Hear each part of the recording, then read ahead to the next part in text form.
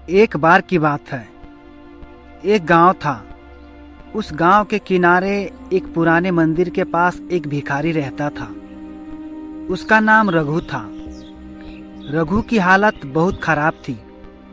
फटे पुराने कपड़े, शरीर पर गंदगी और चेहरा उदास। वह हर दिन सुबह उठ करके गांव के चौराहे पर बैठता और लोगों से भीख मांगता।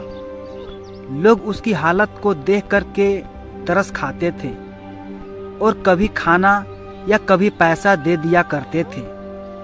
लेकिन कुछ लोग उसे कहते थे, रघु, तुम इतने मजबूत और जवान हो, मेहनत क्यों नहीं करते हो?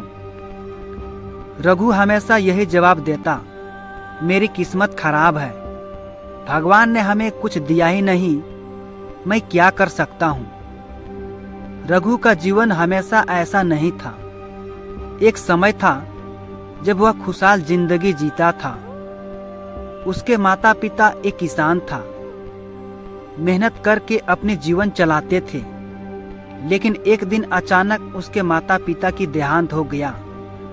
रघु उस समय छोटा था और उसे जीवन जीने का सही तरीका पता नहीं था। तो अपनी मेहनत से बचने के लिए रघु ने भीख मांगना शुरू कर दिया। तो देखा कि एक लंबा सा आदमी सूट बूट पहने उसी रास्ते से जा रहा था। रघु ने सोचा, ये बहुत अमीर आदमी होगा और ये मुझे अच्छा पैसा देगा। रघु ये सोच करके उसके पास चला गया और भीख मांगने लगा। तभी उस आदमी ने कहा, मैं एक व्यापारी हूं और मैं लेन देन में ही विश्वास करता हूं। तुम मुझे बदले में क्या दे सकते हो? रघु बोला, साहब, कुछ भी नहीं।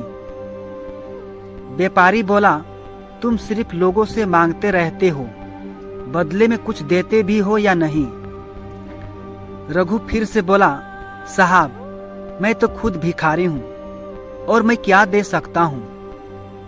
उस व्यापारी ने कहा, जब तुम किसी को कुछ दे नहीं सकते हो तो फिर मांगते क्यों हो? रघु को उस व्यापारी की बात मन को छू लिया। रघु ने सोचा, बात तो सही है। बदले में रघु भी कुछ देने के लिए सोचा और भीख के बदले में लोगों को फूल देना शुरू कर दिया। और कुछ ही सालों में रघु भी भिखारी से फूलों का एक बड़ा व्यापारी बन गया। रघु ने अपनी सोच बदली तो रघु की पूरी जिंदगी बदल गई। दोस्तों, ये कहानी हमें सिखाती है कि हमारी किस्मत हमारी सोच से बनती है। जो तुम सोचोगे वही तुम बनोगे। रघु की कहानी हमें सिखाती है कि बदलाव की शुरुआत हमारी सोच से होती है। अगर हम अपनी सोच को सकारात्मक और प्रेरणादायक बनाए तो हमारे लिए कोई भी मंजिल पाना मुश्किल नहीं है। इसलिए अपनी सोच को बदलो, जिंदगी खुद बदल जाएगी। तो अगर आप इस कहानी को और भी लोगों तक पहुंचाना चाहते हैं तो इस वीडियो को ज़्यादा से ज़्यादा लाइक करें ताकि YouTube इस वीडियो को ज़्यादा से ज़्यादा लोगों तक भेज सके। और कहानी पसंद आई है तो हमारे YouTube चैनल को सब्सक्राइब जरूर कीजिए। फिर मिलता हूँ अगली बार किसी और नए कहानियों के साथ। तब तक के लिए शुक्र करो, सब्र करो और जिंदगी में आगे बढ़ो। धन्यवाद।